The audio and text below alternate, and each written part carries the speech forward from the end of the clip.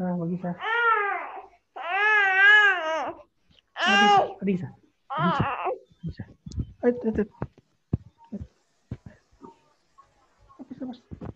Oke, assalamualaikum warahmatullahi wabarakatuh.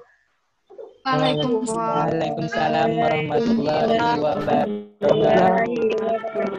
Ya, hari ini kita bisa bertemu langsung melalui via Zoom lah. Nah, karena kondisi yang tidak memungkinkan, akhirnya kita menggunakan aplikasi Zoom untuk bertatap muka langsung untuk kuliah perilaku organisasi. Nah, lihat mukinya deh Bapak. Sah, Sah. Bawa ke kamar ya? Ya. Kita nangis langsung, terus, Pak. Iya, makanya.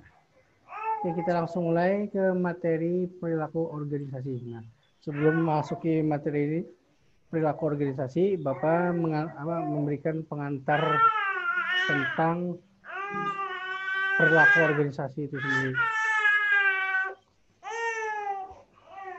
Manusia adalah faktor utama dari sebuah organisasi. Nah, manusia itu bagian dari faktor yang paling penting dalam menjalankan sebuah organisasi lah. Dan perilaku manusia itu merupakan bagian dari penggerak organisasi itu. Nah, jadi pendukung utama dari suatu organisasi itu adalah manusia. Supaya apa? Supaya organisasi itu tujuannya dapat tercapai dengan tepat sasaran. Nah, itu apa istilahnya itu manusianya itu penggerak. Jadi setiap organisasi itu mesti harus ada faktor penggeraknya, yaitu manusianya. Nah, dari manusianya itu apa yang dilihat, yaitu perilakunya. Nah, perilakunya itulah yang nanti mempengaruhi sebuah tujuan berorganisasi. Nah, itu pengantarnya lah. Kemudian mengenai pembahasan masalah perilaku organisasi ini akan memberikan banyak pengetahuan yang mendasar mengenai betapa pentingnya faktor di dalam perilaku manusia itu dalam kegiatan berorganisasi. Jadi pembahasan ini yang faktor penting itu adalah dari perilaku organisasi itu adalah manusianya itu sebagai penggerak dari sebuah organisasi. Nah, itu kata kuncinya adalah manusianya. Manusianya itu yang menjadi faktor penggerak dari sebuah organisasi. Kemudian lanjut ke slide berikutnya. Kelihatan itu ya? Kelihatan dia, Pak. Oke. Pengertian perilaku organisasi. Perilaku organisasi atau PO adalah bidang studi yang menyelidiki pengaruh yang dimiliki oleh individu. Nah, jadi bidang studi ini menyelidiki pengaruh dari individu. Nah, itu dinamakan perilaku organisasi lah. Dia merupakan salah satu bidang studi yang memiliki peran untuk menyelidiki pengaruh yang dimiliki oleh individu, kemudian kelompok, kemudian juga struktur organisasi terhadap perilaku dalam berorganisasi. Jadi perilaku dalam organisasi itu yang diselidiki adalah pengaruh yang dimiliki oleh individu ataupun kelompok. Jadi setiap individu maupun kelompok itu dia memiliki pengaruh terhadap jalannya sebuah organisasi yang dinamakan dengan perilaku organisasi. Nah, ketika berkumpul di dalam sebuah organisasi, maka yang namanya individu maupun kelompok itu dinamakan sebuah perilaku dalam berorganisasi.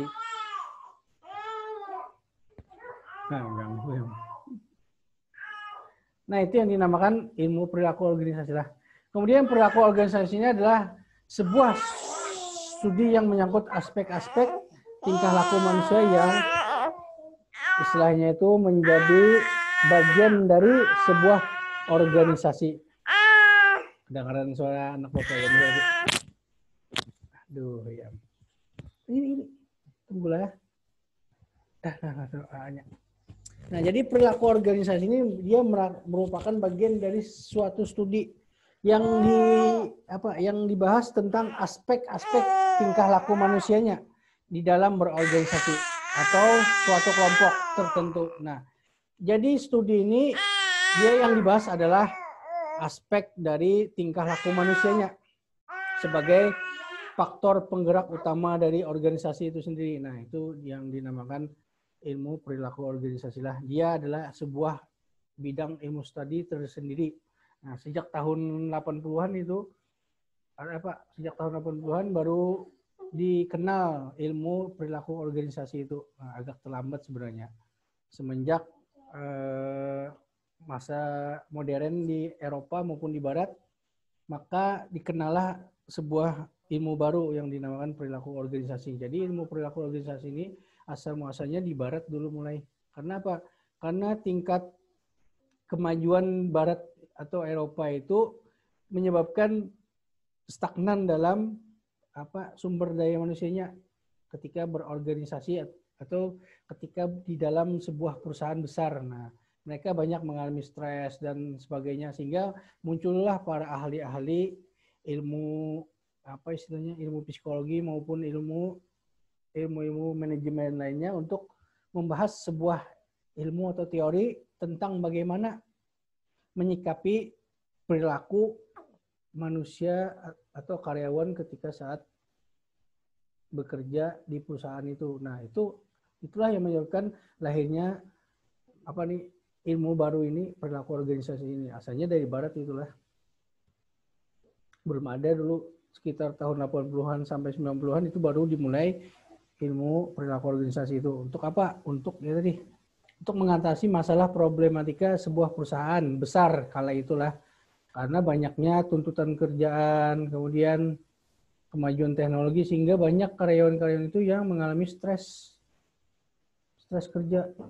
Nah, jadi dibikinlah sebuah ilmu baru yang dinamakan perilaku organisasi yang fungsinya atau studinya, yaitu menyelidiki pengaruh yang dimiliki oleh individu atau kelompok terhadap jalannya sebuah organisasi. Nah, itu awal tonggak kenapa perilaku organisasi itu sangat penting dipelajari ketika itu, terutama di perusahaan-perusahaan yang besar yang memerlukan manajemen SDM yang akurat dan handal. Nah, itulah kenapa perilaku organisasi itu penting adanya ketika di jurusan ekonomi itulah. Karena kalian itu memasuki dunia kerja nanti. Sehingga di dalam dunia kerja itu tentu ada hal-hal yang tidak sama antara teori dan praktek di lapangan. Terutama PBS itulah, bank biasanya kan. Nah, dunia kerja beda. Antara teori dan praktek bisa beda. Kadang yang di bank itu juga bukan orang ahli dari ekonomi yang masuk itu kan. Kadang ada yang dari bahasa Inggris. Nah, tidak semua karyawan bank itu skillnya atau kualifikasi pendidikannya dari ekonomi lah. Nah, jadi kan ketika memasuki dunia kerja itu beda-beda tentunya, karakteristiknya beda-beda. Nah, kemudian yang selanjutnya slide keempat itu secara sederhana ilmu dalam mempelajari perilaku organisasi itu tercakup 4 unsur utama. Pertama adalah aspek psikologi. Nah, aspek psikologi ini sangat penting bagi manusia itu. Kenapa? Karena dia bagian dari hasil studi psikologi itu. Jadi aspek psikologi dari manusia itu merupakan pokok bahasan di dalam mempelajari sebuah perilaku. Nah, jadi itu yang pertama. Kemudian yang kedua adalah adanya bagian lain yang diakui cukup relevan bagi usaha mempelajari tindakan manusia dalam berorganisasi. Maksudnya adalah ada kaitannya atau hubungannya antara ilmu perilaku organisasi dengan ilmu-ilmu terapan lainnya. Nah, nanti ada di slide selanjutnya. Kemudian yang ketiga, unsur yang ketiga adalah perilaku organisasi itu adalah bagian dari suatu disiplin ilmu. Kenapa dia dinamakan bagian suatu disiplin ilmu? Karena dia mengakui bahwa individu itu dipengaruhi oleh bagaimana organisasi itu diatur dan siapa yang mengawasi mereka. Nah, jadi ketika di dalam organisasi, tentu yang menjalankan organisasi itu adalah seorang leader atau manajer. Nah, ketika individu masuk ke dalam sebuah organisasi, maka dia akan menjadi disiplin atau pemalas itu tergantung dari siapa yang mengatur maupun yang mengawasi dari organisasi itu. Sehingga dinamakan adalah bagian dari suatu disiplin ilmu lah. Disiplin disiplin kerja. Nah, itu yang mempengaruhinya siapa? Leader biasanya. Leader itu penting. Misalnya berwibawa kah misalnya. Nah, kalau seandainya leader itu tidak berwibawa mungkin akan dianggap remeh oleh bawahannya misalnya kan. Nah, itu yang menyebabkan tingkat kedisiplinan itu berkurang. Nah, itu unsur yang ketiga. Kemudian yang unsur keempat adalah meskipun disadari akan adanya masing-masing individu unik atau mempunyai karakteristik yang berbeda-beda, maka perilaku organisasi ini lebih banyak ditekankan pada apa? Tuntutan seorang manajer. Jadi seorang manajer itu paling ditekankan mana tuntutannya dalam dunia kerja. Supaya organisasi itu tercapai tujuannya secara keseluruhan atau secara mendalam. Dengan demikian, ketika diusahakan agar individu itu bekerja dengan baik, maka seorang manajer itulah yang lebih banyak mengambil komandonya. Nah, itu yang unsur keempat. Jadi ada 4 unsur dalam mempelajari ilmu perilaku organisasi inilah. Yang pertama itu aspek psikologi, mengetahui bagaimana sifat-sifat kejiwaan dari seorang individu ataupun kelompok. Yang kedua adalah ada bagian ilmu lain yang relevan dengan perilaku organisasi ini yang akan membantu mempelajari sebuah organisasi, yakni perilakunya. Kemudian yang ketiga, yang paling penting adalah disiplin. Kemudian yang keempat adalah fungsi seorang manajer atau leader, itu yang bisa dipelajari dalam perilaku organisasi itu. Nah, jadi ada 4 unsur itu. Kemudian perilaku organisasi dapat dipahami lewat suatu penelaahan dari bagaimana organisasi itu dimulai, tumbuh dan berkembang, dan bagaimana pula suatu struktur proses dan nilai dari suatu sistem tumbuh bersama-sama yang memungkinkan mereka dipelajari dan disesuaikan dengan lingkungannya. Maksudnya di sini adalah ketika perilaku organisasi itu kita pelajari, kemudian kita pahami, selanjutnya kita telaah, lalu kita akan mengetahui bagaimana sebuah organisasi itu akan dimulai. Dimulai dari mana organisasi itu? Kemudian ketika sudah memulai, maka akan tumbuh berkembang. Nah, misalnya kan asal muasal bagian kelas semester 1, kemudian lanjut ke semester 2. Nah, itu kan tumbuh berkembang. Kemudian bagaimana pula struktur organisasinya? Apakah tetap sesuai dengan cita-cita berorganisasi, apakah tercapai visi misinya? Nah, itu akan dilihat nanti dari perkembangannya secara bersama-sama sejak sejak awal berdirinya hingga terus menerus. Nah, itu akan terus dipelajari di dalam sebuah ilmu perilaku organisasi lah. Nah, itu pentingnya mempelajari ilmu perilaku ini. Kemudian yang C atau set kelima, disiplin ilmu yang mendukung perilaku organisasi. Nah, itu yang bagian dari 4 unsur tadi. Yang nomor 2, ada yang relevan tadi dengan ilmu perilaku. Nah, perilaku organisasi merupakan bidang ilmu terapan. Jadi perilaku tadi kan dia merupakan ilmu terapan. Artinya apa? Diimplikasikan ke kenyataan istilahnya. Yang dibentuk berdasarkan kontribusi dari sebuah atau dari sejumlah bidang yang berkaitan dengan perilaku. Bidang-bidang yang utama adalah yang menjadi faktor pendukung dari ilmu perilaku itu pertama adalah ilmu psikologi. Nah, kemudian ilmu psikologi sosial. Kemudian sosiologi dan antropologi. Jadi ada 4 bidang ilmu ini yang membantu atau mendukung ilmu terapan dari perilaku organisasi itu. Pertama psikologi. Nah, kita ketahui ilmu psikologi itu adalah ilmu kejiwaan. Ilmu yang mengukur jiwa manusia. Ini bisa dikatakan ilmu pengetahuan yang berusaha mengukur, menjelaskan, dan terkadang mengubah perilaku manusia dan makhluk lain. Misalnya, contohnya, mengukur itu misalnya bagaimana tingkat kecerdasan seseorang, bagaimana tingkat skill seseorang itu diukur. Nah, itu dinamakan psikologi.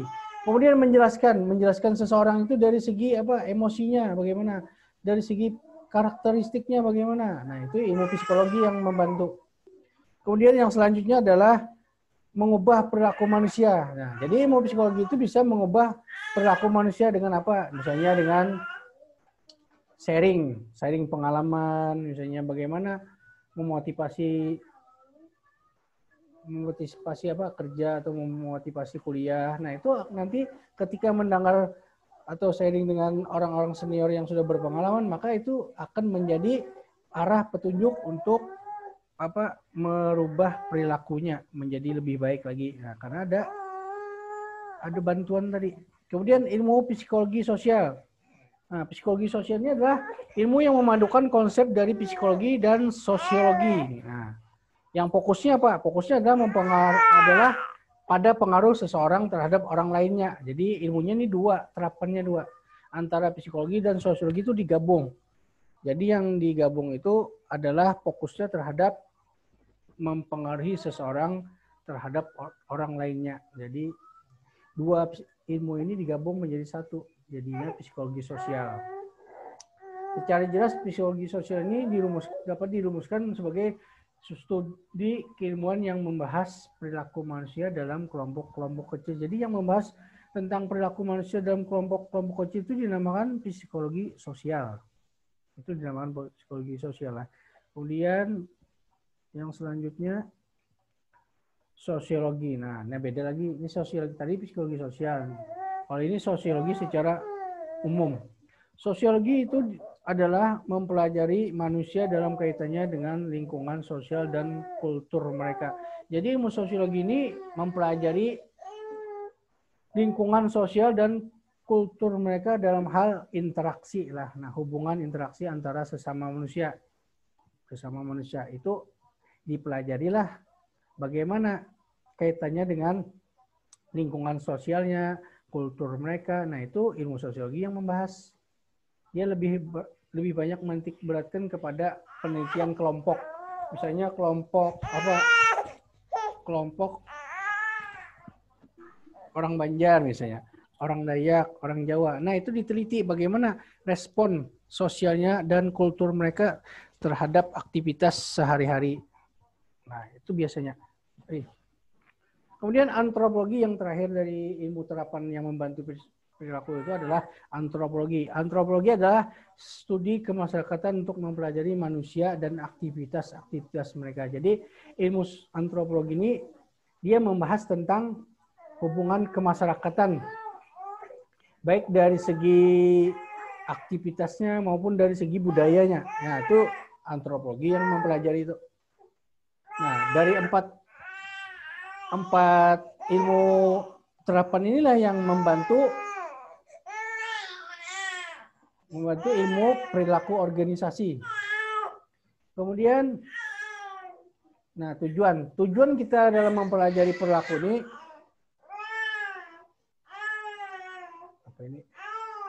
tujuannya adalah secara praktis dari penelitian studi ini adalah kita diharapkan dapat mendeterminasi bagaimanakah perilaku manusia itu mempengaruhi usaha pencapaian tujuan-tujuan organisasi. Maksudnya adalah kita ini disuruh memperhatikan sejauh mana ketika mempelajari ilmu ini perilaku manusia itu dapat mempengaruhi dari sebuah organisasi. Jadi kita disuruh melihat sejauh mana ketika sudah ada ilmu perilaku organisasi ini, bagaimana ketika implementasinya di lapangan. Apakah sudah tercapai tujuan-tujuan organisasi itu atau belum? Ketika kita melihat mensinkronisasikan antara teori dengan implementasi di lapangan, apakah ada capaian-capaian dari organisasi itu? Nah, apakah sudah berhasil terapannya dari ilmu perilaku ini? Nah, itulah tujuan kita mempelajari perilaku ini. Ketika di lapangan beda dengan teori lah. Beda. Nanti kalian PKL 1. Nah, beda itu. PKL 1 hanya contoh-contoh merefleksikan antara teori dengan praktek. Kemudian diterapkan nanti di PKL 2. Nah, itu nanti beda ketika pengetahuannya didapat di kampus menuju ke lapangan beda. Maka pengalamanlah yang menjadi guru ketika kita memulai mengimplementasikan teori tersebut. Jadi beda lah. Nanti coba nanti karena semester 3 sudah. Semester 3 ini kan sudah pusing sudah kepala. Semester 4, 5. Nah, 5 itu mulai nanti memikirkan judul skripsi juga. Nah, itu terganggu sudah. Memikirkan anak kawin, pulang minian ya lah. Ini apalagi nih kuliah online nih banyak yang di kampung lah. Bisa-bisa nih tinggal apa ngunjuk undangan kawinan ya bisa di kawinan witan. Nah, itu Iya, tuh, Pak. Pak. Arif, Pak. Pengawasan di kampung aja. Ugis Pak, Ugis. Saudara Rekam kampung jaya. kampus. Bisa Arif kenapa dikawin. bini, Pak? Disuruh bebini aja jar sudah, Pak. Oh, habut. Nyaman. Lakas si jana kok bini lakas nih Pak kiamat sudah.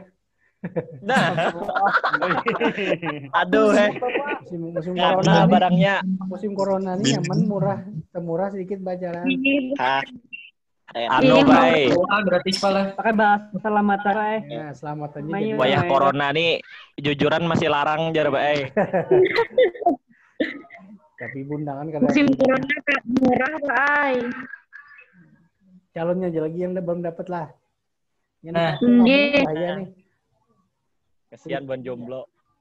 Ini mau kita lihat anu nih di rumah aja online semua online kawinakan aja sudah aja. Nah,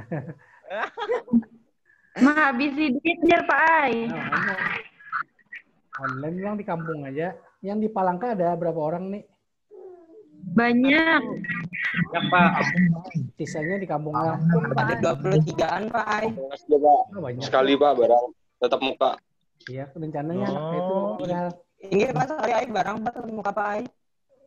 Mau jual di rumah tadi, Pak. Awas ke kampus, Pak. tapi kalau beda di Sariki orang kayak Pak. Arif, ada Arif, Pak. Dayat tanggung jawab, Pak. Arif, ada Arif. Ya Arif penanggung jawab Pak. Ya, Siapa nih? Kelas kan dibuka lah, kelas kan dibuka, tadi dibolehkan. Dibuka Pak. Iya lah. Maka aja ada yang di kampus, Pak. Itu yang bagian yang apa?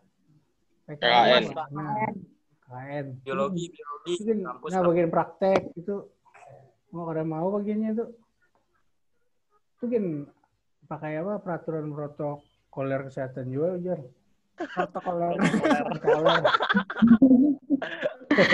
Kolernya itu nah. Koler. Nah, lanjutlah nih sisa 1 slide lagi lah. Oke, habis itu bisa lagi kita di online ini kan kalau lawas, kemudian di kelas nyaman nih ya sambil bergaya. Menjelaskan satu. Online palingan sampai 30 menit aja. Nah, makanya itu.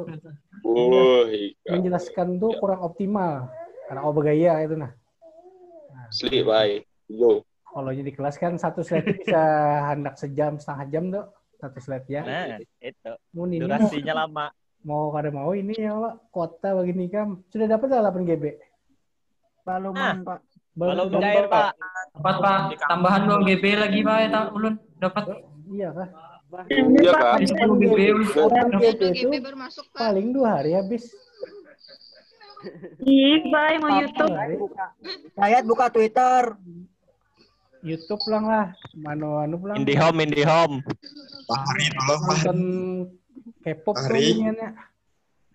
Iya, nonton Nah, oke lanjut lah yang terakhir nih. Kita lanjut yang Pak, terakhir. Oke. Kesimpulan. Nah, kesimpulan ini terakhir. Dapat kita simpulkan beberapa hal yang sangat penting untuk diperhatikan. Pertama, perilaku organisasi itu adalah suatu bidang yang interdisipliner. Nah, jadi tadi itu ada bermacam-macam ilmu terapan yang membantu dalam penunjang ilmu perilaku organisasi. Nah, itu yang dinamakan interdisipliner lah. Dan yang memanfaatkan hasil dari cabang ilmu yang lain, kayak ilmu psikologi tadi.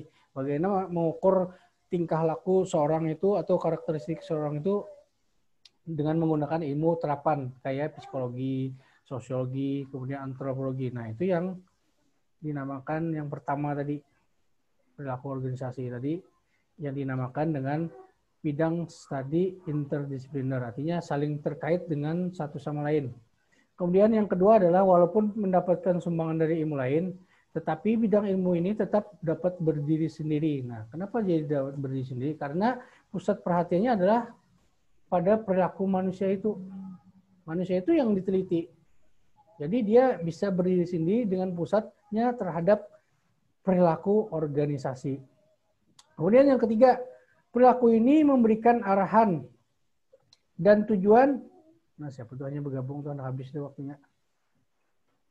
Yang ketiga, PO ini memberikan arahan dan petunjuk bagi pencapaian tujuan organisasi dengan lebih baiknya. Jadi ketika mempelajari perilaku ini, ilmu perilaku ini, maka dia akan menjadi sebuah acuan atau arahan terhadap bagaimana realita di lapangan misalnya.